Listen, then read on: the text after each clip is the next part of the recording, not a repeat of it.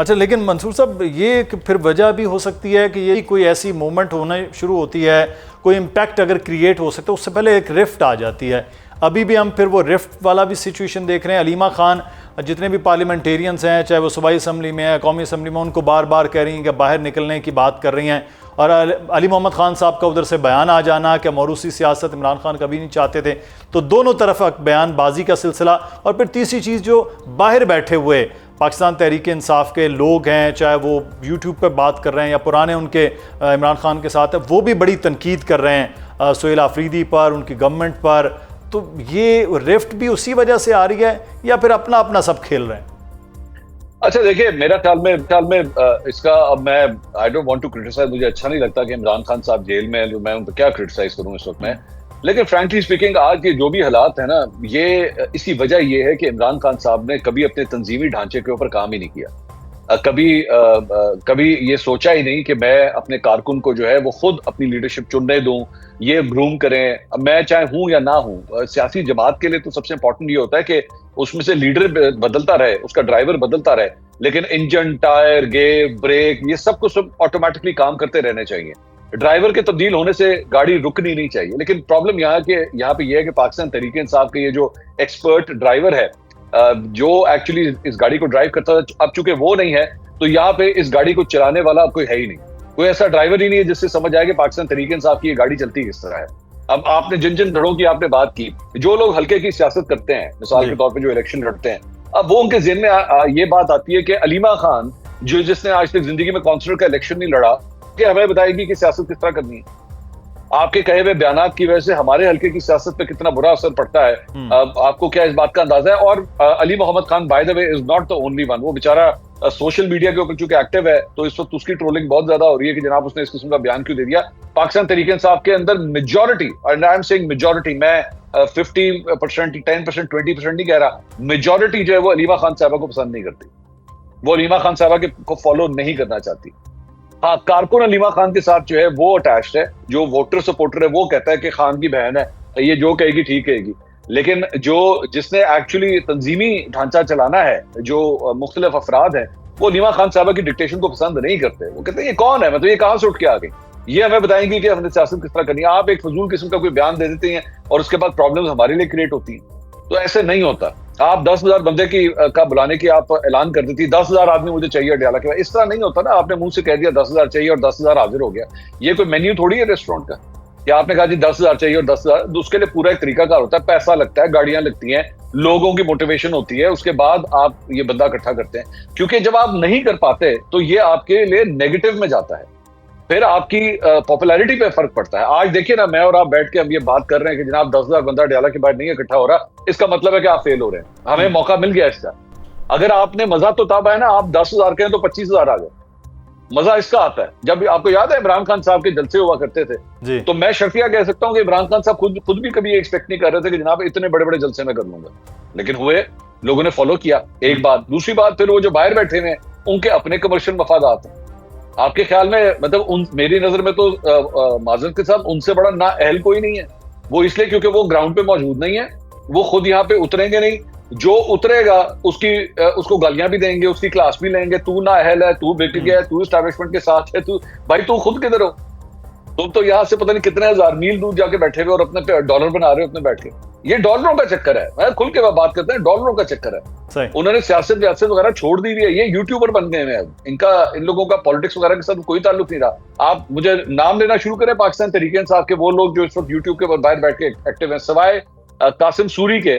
कासिम सूरी जो बेसिकली खुद एक डिप्टी स्पीकर था, और वो भी मुतनाज़ा डिप्टी स्पीकर था, किस तरह उसका इंतखाब हुआ था। बाकी जो 2-4 और हैं, उन्होंने क्या इलेक्शन लड़े हुए? उन्होंने कभी कोई हल्के की सियासत की है? कभी भी नहीं की। लेकिन वो डिक्टेट ऐसे करेंगे जैसे उन्हें पता नहीं जदी पुश्ती जो है वो सियासत करते आए हैं पाकिस्तान के अंदर। ये लोग तो सियासत में, लेकिन जो लोग सियासत में हैं, अब हमने देखा कि इतने तवील अरसे के बाद पार्लिमानी कमेटियों में दोबारा पाकिस्तान तहरीक इंसाफ की वापसी हो गई है। मतलब बयान फतह करने वाला होता है, फिर अमल मफतू वाला हो जाता है। तो इसकी ज़रूरत क्यों पेश आई है कि पहले 2-2.5 साल बाहर रह के अब वापसी उनकी हुई है? इससे क्या हासिल होगा पाकिस्तान तहरीक इंसाफ को? अच्छा, इसमें मेरे लिए हैरानी की बात इसलिए नहीं है क्योंकि इनके लीडर ने 2014 में भी तो यही किया था, 2015 में एक्चुअली 2014 में छोड़ा था, तो 2015 में वापस आ गए थे असेंबली के अंदर, याद है आपको, जब धरना दिया था। बिल्कुल। हमने इस्तीफा दे दिया, हम वापस नहीं आ गए, फिर आ गए थे वापस। तो जब इमरान खान साहब के होते हुए वापस आ गए थे, तो अब यहाँ पे तो उन्होंने अपनी सीटों से तो इस्तीफे नहीं दिए थे, सिर्फ कायमा कमेटियां थी उनको छोड़ा था। तो डजंट मैटर, आ गए, चले आए, देर आए दुरुस्त आए। अब इसके ऊपर भी जारी बात है, ख्वाजा आसिफ जैसे लोग जो हैं वो तंज के निश्तर चलाएंगे, उनको ताने देंगे कि किस मुंह से वापस आ गए हो। लेकिन अल्टीमेटली चले, अच्छी बात है, जैसी वैसी डेमोक्रेसी, जैसी जमहूरियत भी इस मुल्क के अंदर चल रही है, ऑपोजिशन नाम की कोई चीज तो कम से कम आके बैठ रही है वहां। सिर्फ ये है कि पार्लियामान का तरीकाकार तो कम से कम होना चाहिए। लेकिन एक और चीज़ जो पिछले दिनों में मौलाना साहब के बयान के बाद मौलाना ने अपनी तोपों का रुख हुकूमत की तरफ, बल्कि हुकूमत के साथ मुख्तदर हल्कों की तरफ, इस्टेब्लिशमेंट की तरफ भी रखा हुआ है। तो क्या पाकिस्तान तहरीक इंसाफ मौलाना को अपनी इस एहतजाजी तहरीक जो 5 को, जो आप कह रहे हैं कि शायद एक जलसा ही हो, उसका हिस्सा बनाकर इस मूवमेंट को मजीद तकवीत नहीं दे सकती है? उनके पास एक अच्छा मौका ये बन सकता है।